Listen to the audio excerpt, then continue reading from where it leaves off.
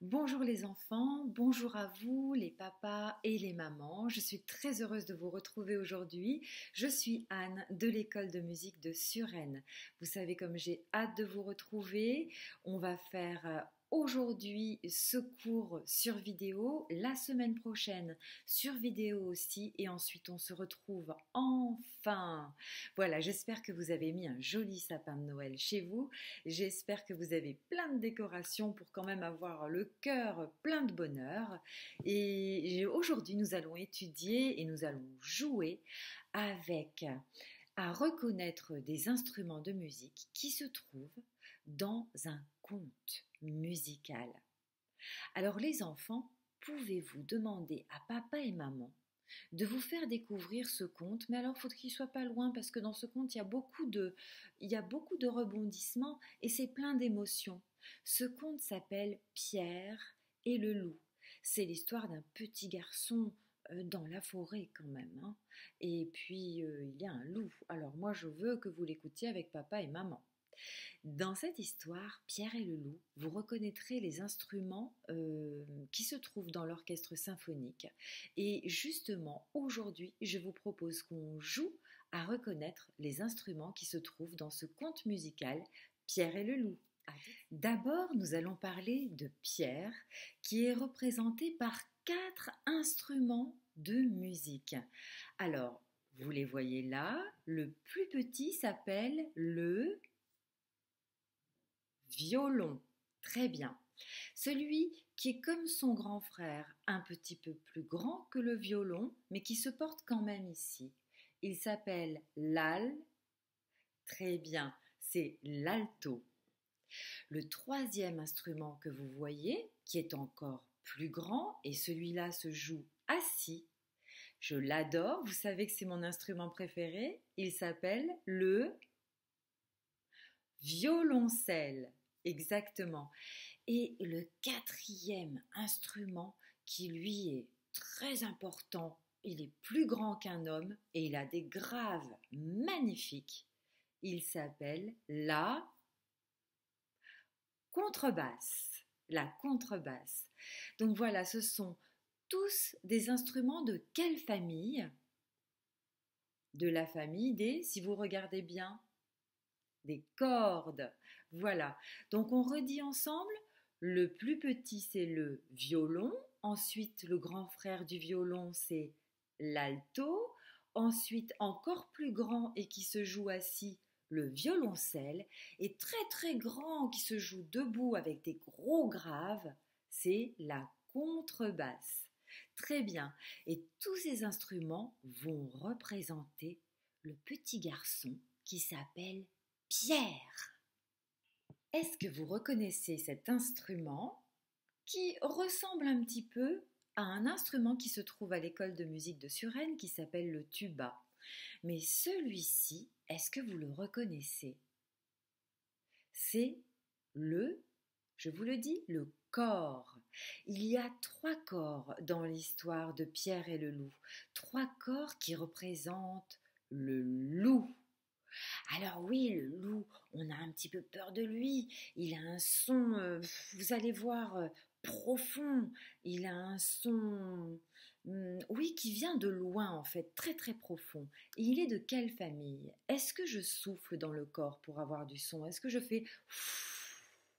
Bien sûr que oui.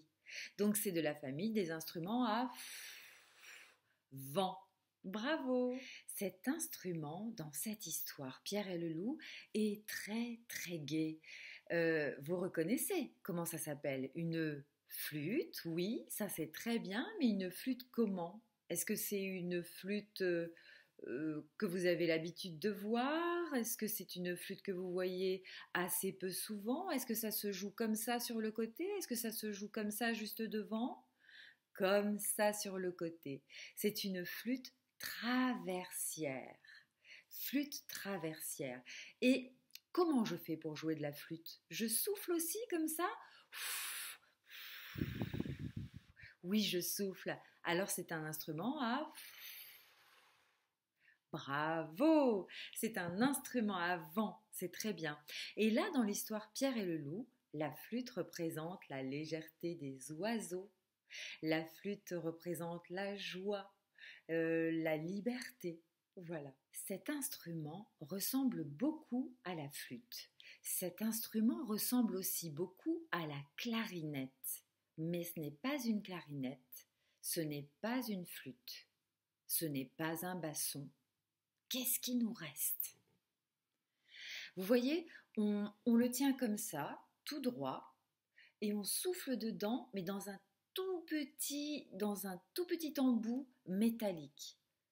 Ce qui n'est pas le cas de la clarinette. Là, c'est un tout petit embout métallique. Comment s'appelle cet instrument? Le hautbois. Et qu'est-ce qu'il représente, le hautbois, dans l'histoire Pierre et le loup? Il représente le canard, un petit peu triste. Le canard un petit peu mélancolique, comme ça. On le dit ensemble? Le hautbois. Et comme on souffle dedans, tu souffles avec moi? C'est un instrument à bravo, avant. Alors cet instrument justement ressemble à la flûte, on est d'accord?